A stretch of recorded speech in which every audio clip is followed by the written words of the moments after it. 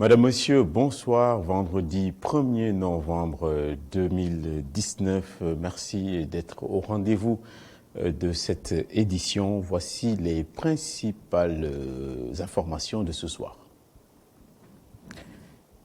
Les catholiques ont fleuri les tombes des proches couchés dans les bras de la mort. Dans le calendrier grégorien, la Toussaint et la fête des morts sont presque concomitantes. Reportage dans les nécropoles de Bel-Air et Saint-Lazare de Béthanie dans ce journal. La grande inquiétude des habitants de Sikap Jamagen qui n'en peuvent plus des violentes agressions à répétition. Ils sont confrontés matin, midi et soir à l'insécurité. Rien n'est fait pour les protéger, pas même un commissariat de police pour dissuader et réprimer les malfaiteurs. Le ministre de l'Intérieur se veut rassurant. Les dispositions seront prises pour permettre que les fidèles célèbrent le Gamou dans les meilleures conditions. Le comité scientifique s'inquiète pour sa part du manque d'assainissement dans la ville sainte de Tivaouane. Et puis l'invité du journal est la présidente de la LISCA, la Ligue sénégalaise contre le cancer, au lendemain de la clôture du mois de sensibilisation dit Octobre Rose. Dr Fatma Guenoun révèle que 10 000 nouveaux cas de cancer surviennent chaque année au Sénégal. Nous la retrouvons en fin de journal. Dans un instant, nous verrons les développements.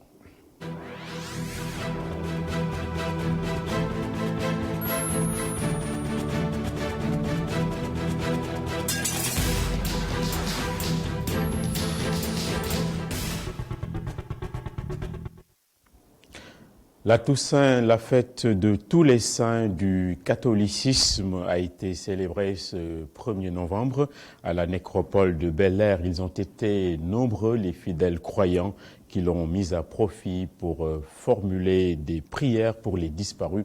Et c'est heureux, la Toussaint prend au Sénégal une dimension œcuménique qui conforte tout le génie sénégalais. Reportage Tidjane Sissé et Cheikh Ougaï.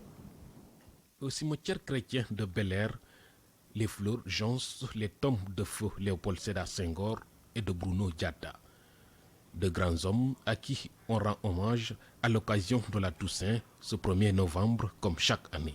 L'Église la célèbre simplement pour magnifier tous ces gens qui ont vécu humblement comme nous, mais qui ont montré de vrais visages de ce que c'est, n'est-ce pas, le Christ, en matière d'amour, en matière de miséricorde, en matière simplement de bonté et même de justice. Et c'est ça que nous magnifions aujourd'hui. Tous ces élus, n'est-ce pas, qui ont sur terre vécu d'une manière non seulement propre, mais qui ont vécu aussi d'une manière très très sainte. La Toussaint, la fête des saints et non la fête des morts.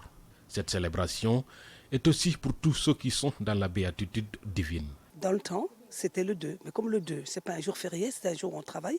Donc on n'a plus le temps de venir faire ce qu'on faisait avant. Donc on le fait le 1er novembre.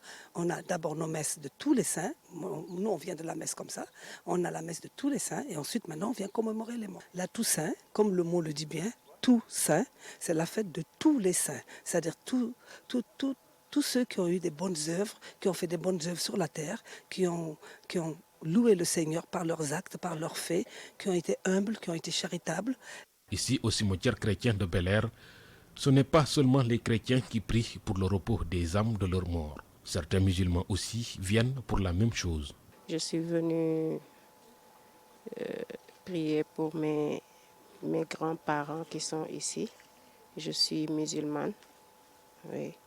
Mes grands-parents sont des chrétiens, raison pour laquelle je suis là, pour commémorer leur mémoire et prier pour eux, qu'ils reposent en paix. En fait, la Toussaint, c'est la fête de tous les saints et saintes de Dieu. Et donc, nous tous, nous tentons. C'est la fête aussi des saints inconnus et connus. Et nous tous qui sommes sur terre, actuellement, donc nous tendons vers la sainteté. Donc nous voulons tous être un jour célébrés parmi les saints et les saintes. La Toussaint est une fête catholique en l'honneur de tous les saints du panthéon catholique. Elle constitue pour les fidèles chrétiens une occasion pour célébrer le repos éternel des âmes de tous les morts. La mémoire des morts préside à l'action des vivants à l'occasion de la Toussaint qui précède la fête des morts. Les parents s'en vont fleurir les tombes.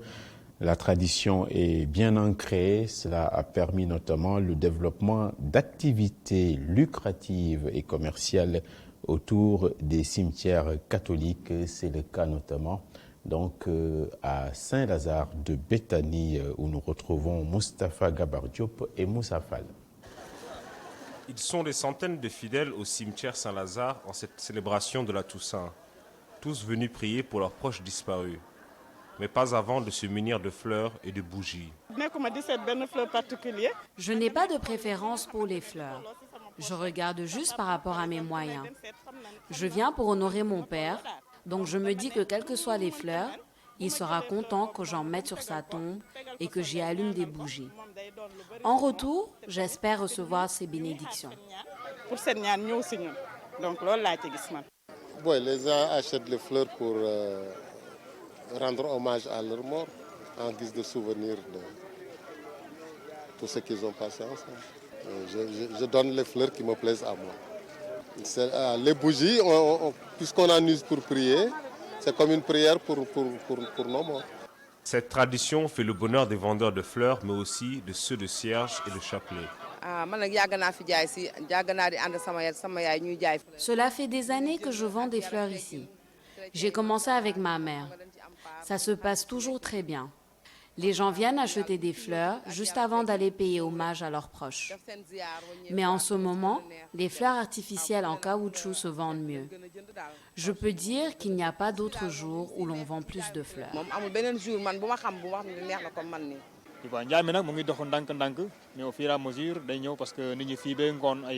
Le commerce, il faut dire que ça marche très bien en ce moment. Les clients viennent en masse et achètent beaucoup pour amener ça au cimetière. Et je crois que c'est pour les besoins de la prière, pour le repos éternel des âmes de tous ceux qui sont morts. Contrairement aux idées reçues, la Toussaint est une fête en l'honneur des saints et des martyrs. Le jour des morts est le 2 novembre où les gens se rendent traditionnellement au cimetière pour fleurir les tombes des personnes disparues. La vie devant continuer malgré tout, le rendez-vous du pétrole et du gaz n'est pas loin et implique plusieurs paramètres. Les découvertes ont inspiré les écoles de formation qui ont lancé des filières en la matière afin de préparer et d'outiller les étudiants. Les options nouvelles permettent d'avoir les rudiments nécessaires pour ne pas rester sur le bas-côté de la route. Et si rien n'est fait par contre, l'expertise étrangère pourrait tout préempter. C'est un reportage de Alune Gay et Barroso. Le Sénégal, un pays pétrolier et gazier, la découverte de ces ressources minières pousse certaines écoles de formation à réadapter leurs filières à la nouvelle donne. On a ouvert les inscriptions dans ces domaines-là à partir de 2016. Parce que à l'époque où le projet a commencé, les questions à l'actualité dans le Sénégal, il n'était pas encore question de pétrole. En fait, pas du tout de pétrole, parce qu'on n'avait pas encore découvert les gisements à cette période. Nous avons présentement une filière dans ce domaine qui s'appelle Equima Petroleum et qui doit former sur deux filières distinctes, management du pétrole, mais également l'ingénierie du pétrole. Mais le vivier que nous sommes en train de faire, ce n'est pas seulement pour les donner à l'État. Nous sommes en train de former des étudiants, mais qui seront plus ou moins opérationnels au niveau des entreprises pétrolières privées, les compagnies pétrolières, mais également si l'État en a besoin par ses expertises également, on peut véritablement les proposer nos produits qui sont là. On va dire quand même la quasi-totalité font des stages chaque année et surtout en fin de cycle, ils ont des travaux qui sont dirigés par des experts et qui leur permettent vraiment de toucher du doigt. J'espère bien que le gouvernement va directement recruter nos ingénieurs qui vont tous terminer pour la première vague directement dans les projets au lieu d'aller chercher de l'expertise ailleurs. Tout le souhait de ces étudiants, répondre à l'offre du marché du travail dans ce secteur prometteur et participer au développement du pays. C'est notre souhait. Le fait d'aller l'expertise extérieure à côté à des jeunes bien formés qui sont aptes à pouvoir agir. Il faut les prendre leur donner le temps d'avoir de l'expérience, tout simplement sur ce domaine. Le Sénégal, pays pétrolier et gazier d'ici à 2022, l'État n'aura sans doute pas besoin de faire recours à l'expertise étrangère si la tendance porte ses fruits. Le pétrole est une opportunité et toutes les solutions sont à nos portes. Le concept Techifi, autrement dit réussir au Sénégal, fait son petit bonhomme de chemin. Le projet est boosté par les Allemands qui appuient la jeunesse du Sénégal dans différents domaines. Les jeunes sont invités à entreprendre au Sénégal et à ne pas succomber à l'appel du large. On écoute Michael Val, c'est l'un des visages du projet au micro de Alioune Gueye. Oui, nous appuyons des producteurs, des personnes qui organisent, qui font le marketing. Notre programme travaille dans toutes les régions du Sénégal et on fait beaucoup d'activités avec les structures locaux. Nous préférons de parler des chances qu'on a ici au Sénégal. Si vous voyez les moyens qu'on a besoin pour quitter le pays, même pour une migration clandestine, ce sont des sommes avec lesquelles on pourrait faire ici développer une business qui est qui a beaucoup plus de chances d'être un succès qu'avec une migration clandestine. Et je pense qu'il y a ici, comme vous voyez, il y a beaucoup de choses qu'on peut faire. Et le développement dans le pays ici, c'est aussi important. Et on peut bien contribuer comme jeunes au développement et on rester ici et faire des bonnes choses. L'avenir, c'est donc ici où les possibilités sont immenses. Le salon d'exposition dénommé Made in Sénégal s'est ouvert ce matin à Dakar, place du Souvenir, et se poursuit jusqu'au 3 novembre, c'est-à-dire après-demain. Les initiateurs ont invité les Sénégalais à privilégier le consommé local et les produits du terroir. Les exposants appellent aussi l'État à appuyer les artisans locaux. C'est un reportage de Alioune Gueye et de Sidignan. Des produits made in Sénégal, des produits de toutes sortes pour promouvoir la consommation locale. Le salon Made in Sénégal Samasen est un salon ouvert au grand public et aux professionnels et entrepreneurs qui vise à promouvoir notre expertise locale à travers les produits 100% Made in Sénégal fabriqués ici dans notre pays. Beaucoup de Sénégalais préfèrent acheter des produits importés et délaissent la fabrication locale. Il y en a qui préfèrent aller vers l'extérieur, qui tentent d'autres horizons. Pourquoi? Parce qu'ils pensent, je dirais, ne pas avoir des opportunités ici dans ce pays. Il y en a bel et bien des opportunités dans ce pays-là. Et comme vous le voyez, la plupart des exposants sont non seulement jeunes, mais la majorité sont des femmes. Tout le cri de détresse de ces exposants qui pensent qu'ils n'ont rien à envier aux Occidentaux. Franchement, pour le Made in Sénégal, je suis vraiment désolé aux côtés de la population. Parce qu'ils ont toujours tendance à utiliser des meubles occidentaux, alors que ces meubles occidentaux-là n'ont aucune garantie. Je donne l'exemple d'une simple pièce de banc-là, que je peux vous garantir pendant 10 ans que ça ne bougera pas tel qu'il est. Et c'est fait par des Sénégalais, c'est fait par des Africains, c'est fait par nous-mêmes et notre propre matière.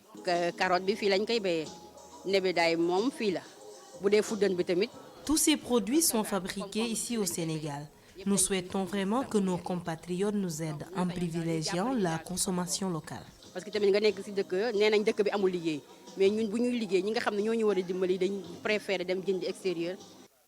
Aujourd'hui, beaucoup de jeunes artisans sénégalais souffrent de la concurrence des produits importés. Ils peinent à tirer leur épingle du jeu.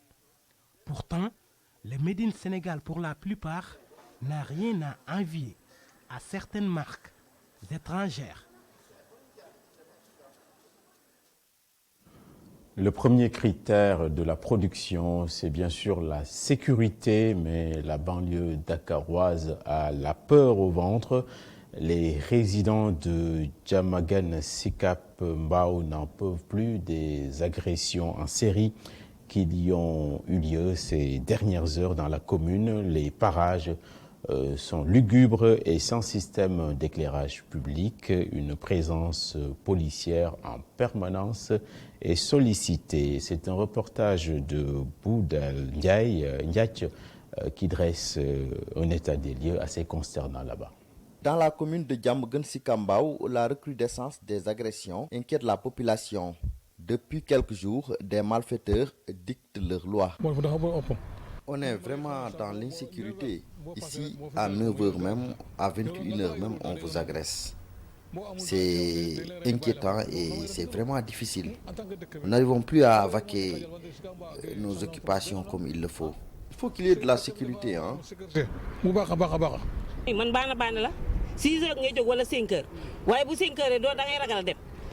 Moi, je suis commerçante.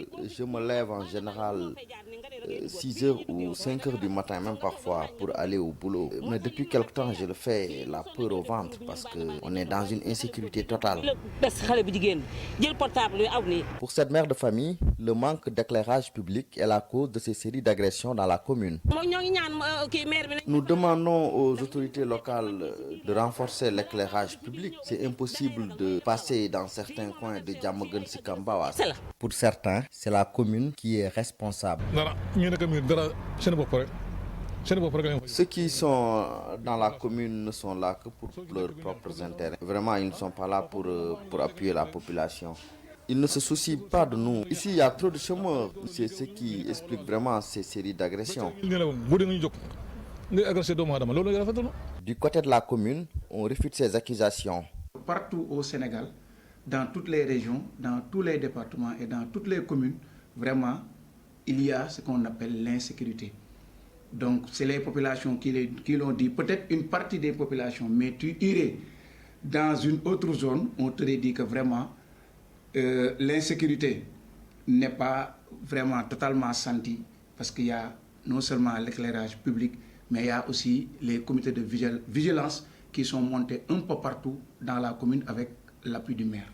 Les habitants de la commune de Diamaguène-Sicap-Mbao sollicitent l'éclairage public et réclament un commissariat de police.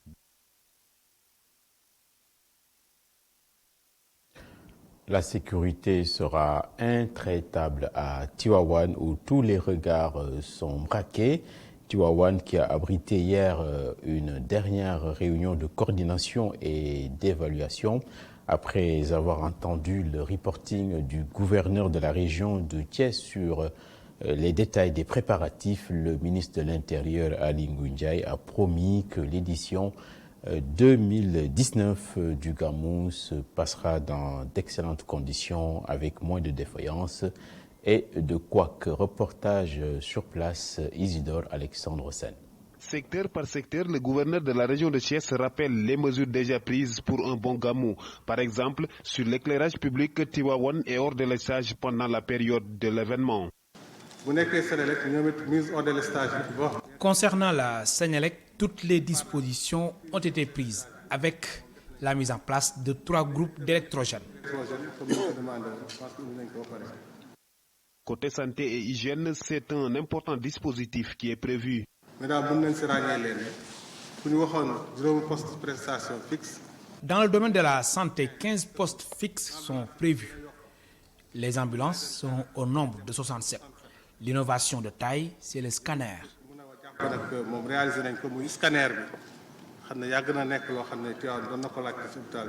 Mais également, des médecins orthopédistes seront affectés à Tivaouane durant le Gamou.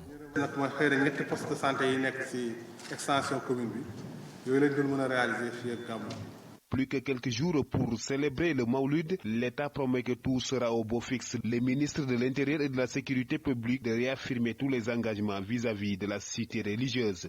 Nous avons fait le tour donc, des différentes préoccupations et engagements qui étaient pris par les services et pour tous ceux qui ont assisté à la réunion.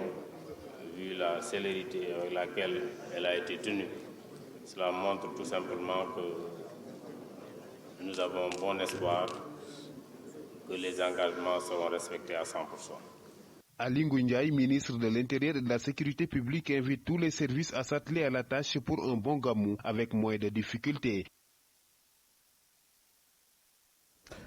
Mais disons-le, tout n'est pas dans le meilleur des mondes. Le comité scientifique du Gamou a rappelé à l'État la problématique de l'assainissement de la ville sainte, d'autant plus que les prochains Maoulouds se tiendront en pleine saison des pluies. Nous écoutons à ce propos les craintes de Abdou Aziz Diop, c'est un membre du comité scientifique. Nous venons d'assister donc à la dernière réunion nationale d'évaluation. Tous les engagements qui ont été pris ont été réitérés. Nous attendons maintenant la mise en œuvre correcte pour pouvoir apprécier globalement. Mais il y a une attente forte qui n'a pas été abordée dans le cadre de CCRD. Je pense que c'est une demande forte des populations de Tivaouane par rapport à l'assainissement. Vous savez, Tivaouane aujourd'hui compte 73 quartiers. Il y a 26 quartiers officiels. Avec les villages rattachés, nous avons 73 quartiers.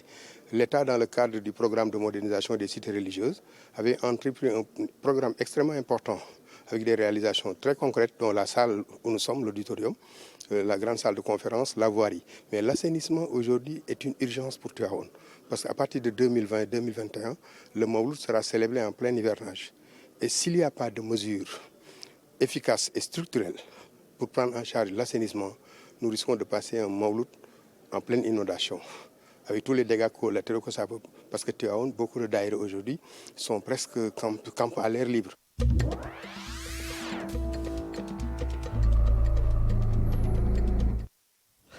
Dans le monde qui nous entoure au Bénin, le Parlement a modifié la Constitution. En République démocratique du Congo, la sinistralité routière est très inquiétante. Ailleurs, le Congrès américain adopte et fixe les règles de la procédure de destitution de Donald Trump, qui n'est pas pour autant gagné d'avance. Et puis, l'OMC a autorisé la Chine à appliquer des taxes sur des produits américains. Mais nous ouvrons la ronde avec la Guinée-Bissau qui vit une très grave crise politique.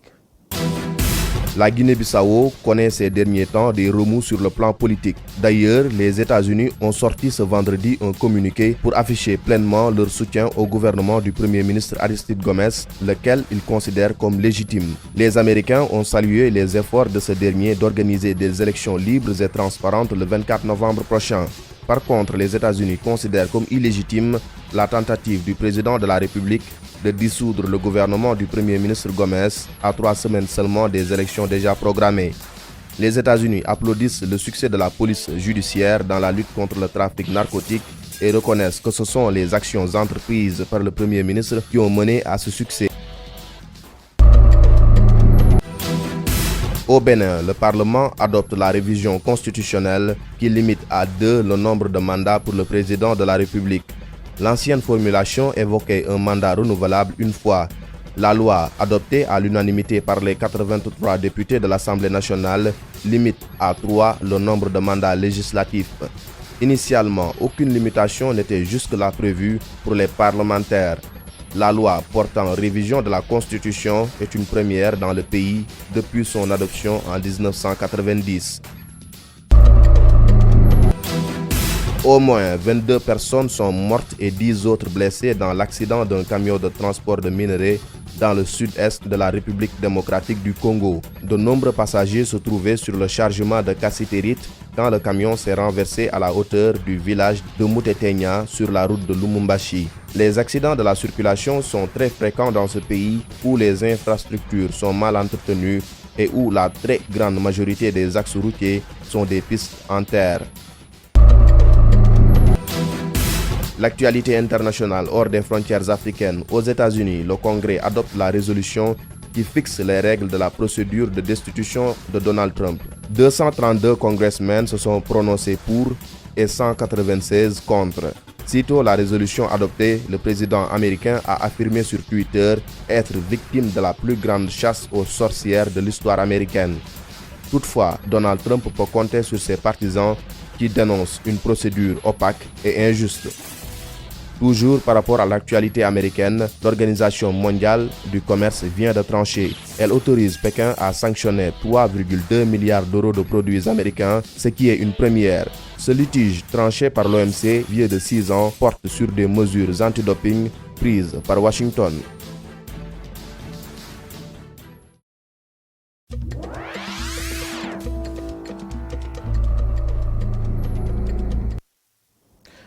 Avant d'accueillir l'invité de ce vendredi, avec la page des sports, on a pris sur nous de mettre de l'intensité dans ce journal. Aliou Cissé a montré hier qu'il était en capacité de décadenasser l'équipe nationale parmi les 24 appelés pour jouer contre le Congo-Brazzaville et Eswatini.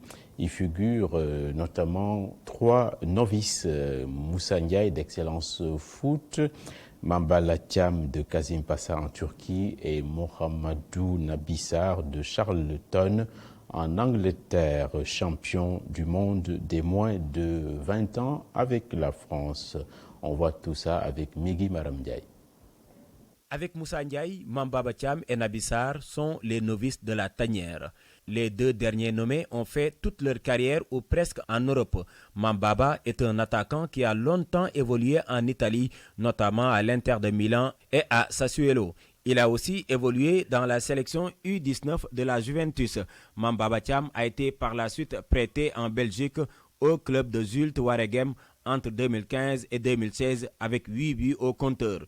Un an après, il tente une nouvelle aventure, cette fois-ci en Grèce, avec le PAOK Salonique pour une année. Avec des performances peu convaincantes, il retourne en Italie avec le club d'Empoli. Après 15 sorties, il ne marque qu'un seul but. Cap ensuite sur l'Asie, en Arabie Saoudite, au club d'Azman. Il se montre cette fois-ci décisif sous ses nouvelles couleurs avec 13 buts inscrits et 6 passes décisives en 26 sorties. Un bilan plutôt positif pour le natif de Nguidilé dans le département de Louga. Auteur de 4 buts et une passe décisive cette année avec son nouveau club Kazim Passa en Turquie, Mambaba Thiam va connaître pour la première fois de sa carrière une sélection en équipe nationale après des années d'instabilité. Ses performances en club ont certainement pesé sur la balance. Il n'est pas le seul, Nabissar également. Le défenseur central formé à Lyon en France évolue présentement en D2 anglaise à Charlton. Avec cette sélection en équipe nationale, Mohamed Nabissar est sur le point de suivre les traces de son père. Le néo-lion est le fils de l'ancien international sénégalais Boubacar Sarr Locotte. Pourtant, les supporters avaient perdu espoir pour ce rugueux défenseur central qui a gagné la Coupe du Monde des moins de 20 ans avec la France de Paul Pogba. C'était en 2013. Avec son poids imposant, 96 kg, Mohamed Nabissar vient renforcer le secteur défensif des Lions après la décision d'Aliou Cissé de se passer de Pape Djibril Diaw et de Pape Abdou Cissé.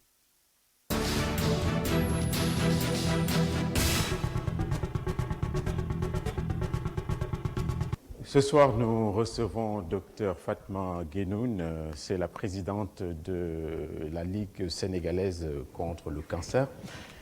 Bonsoir Madame Guenoune. Bonsoir Monsieur Gueye. Nous sommes honorés de vous recevoir. Je suis très ravie d'être ici. Voilà, l'édition 2019 d'Octobre Rose est terminée, c'est terminé hier. Ça a commencé en fait depuis 2010. Est-ce que vous pouvez nous faire le bilan rapidement des 9 ans? Oui, cette année, c'est notre 10e édition d'Octobre Rose et nous l'avons commencé en 2010 en faisant beaucoup de sensibilisation. On peut dire que de 2010 à 2018, nous avons permis à plus de 12 000 femmes de bénéficier d'une mammographie subventionnée et nous avons examiné plus de 18 000 femmes en consultation de dépistage. C'est ça. Et quels étaient les temps forts pour l'année 2019? Pour 2019, nous avons fait le lancement cette année plus tôt, le 14 septembre, avec la formation d'un ruban humain. Parce que le slogan d'Octobre Rose, c'est « Nous sommes tous concernés dans la lutte contre le cancer ». Et il y a eu plus de 2000 personnes qui sont venues répondre à notre appel pour former ce ruban humain. Il y a actuellement, selon les informations, près de 10 000 nouveaux cas de cancer liés au sein au Sénégal et par an, dont 70% de mortalité. Vous allez préciser un peu si c'est exact ou pas. Est-ce que dans ce contexte, vos actions servent à quelque chose?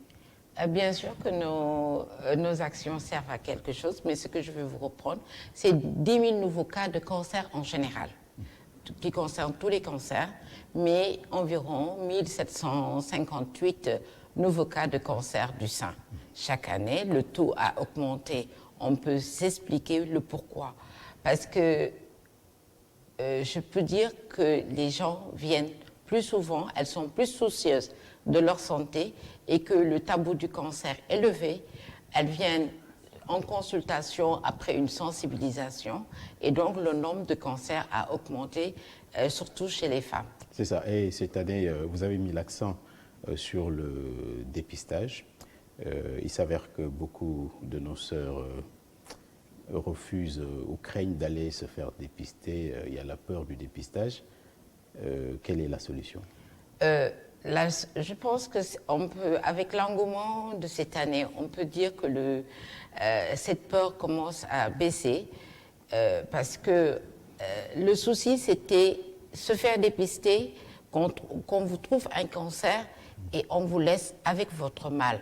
Ça, c'était un problème réel au Sénégal parce que le traitement du cancer du sein est très coûteux, surtout la chimiothérapie.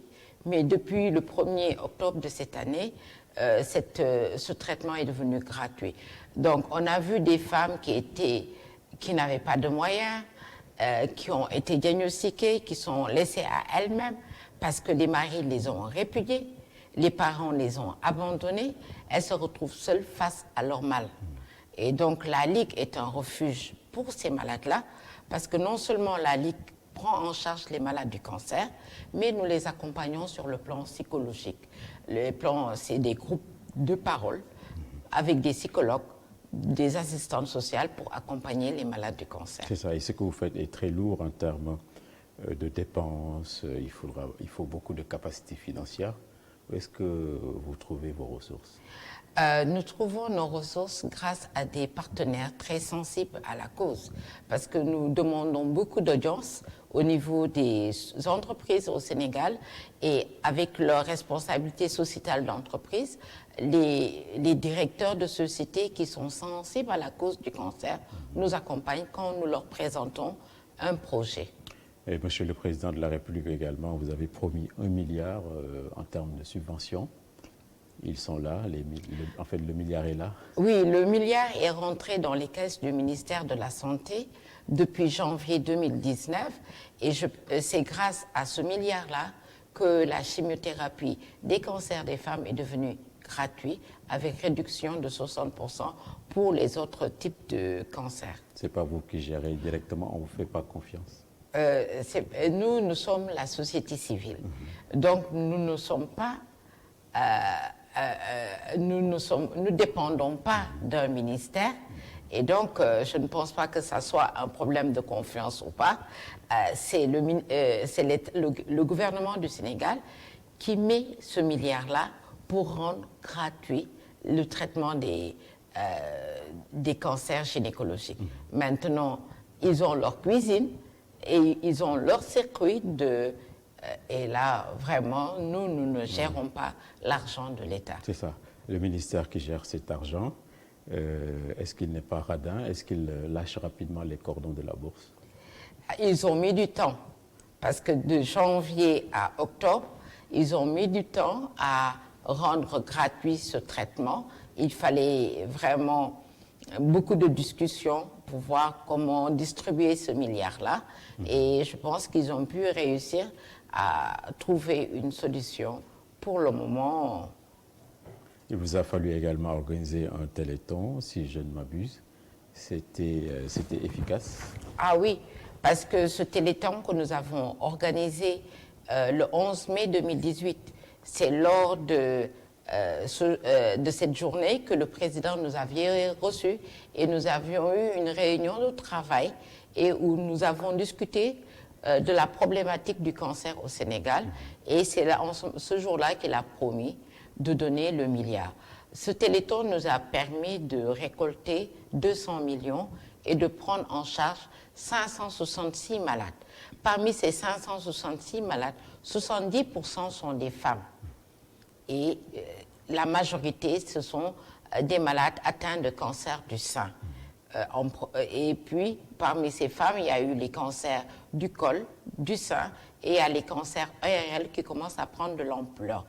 Et donc, là, l'argent fond comme de la glace au soleil, et nous sommes en fin de budget pour la prise en charge des malades, parce que quand nous prenons en charge les malades, nous prenons en charge le bilan diagnostique, la chimiothérapie, la radiothérapie, l'intervention chirurgicale et les médicaments d'appoint. C'est ça, et sans argent, vous ne pouvez rien faire. Ah non, non.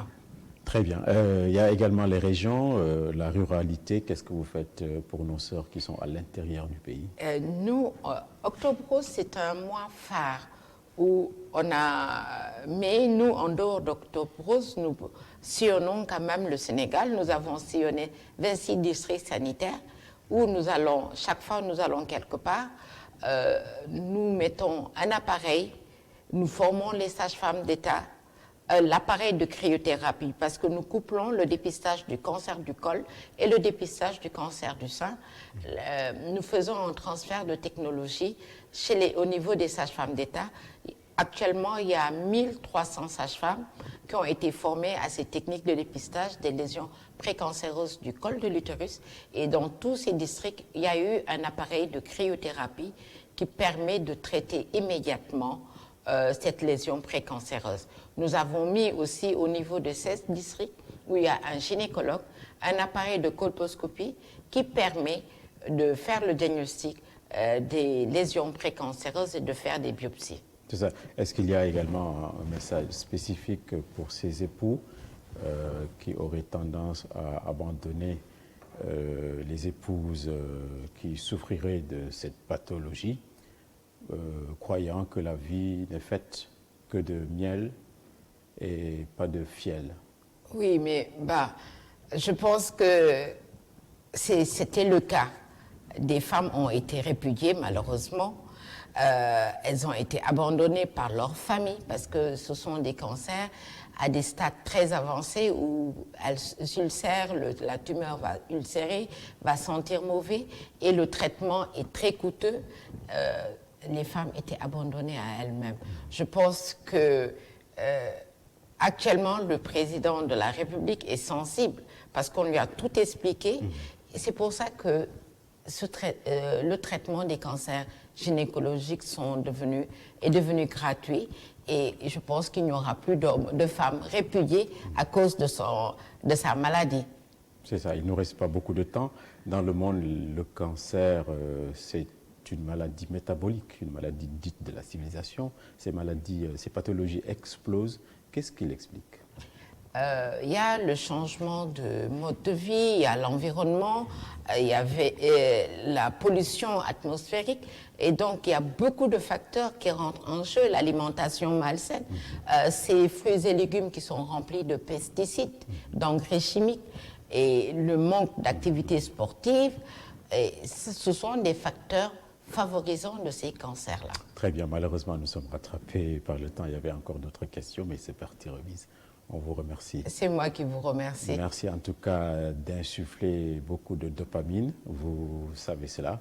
C'est l'hormone du bonheur et de l'espoir qu'on insuffle à nos sœurs. Merci beaucoup. Merci beaucoup. C'est également la fin de ce journal. Tout à l'heure, dans un instant, la météo. Il nous inspire, va suivre. Il y aura également Keno Askanui. Et ce soir, la première émission de Tous à la télé avec Boubacar Diallo. Je remercie toute la noblesse anonyme, c'est-à-dire la technique qui m'a accompagné ce soir. Tout le week-end, Adama Anouchkaba va vous délivrer les informations.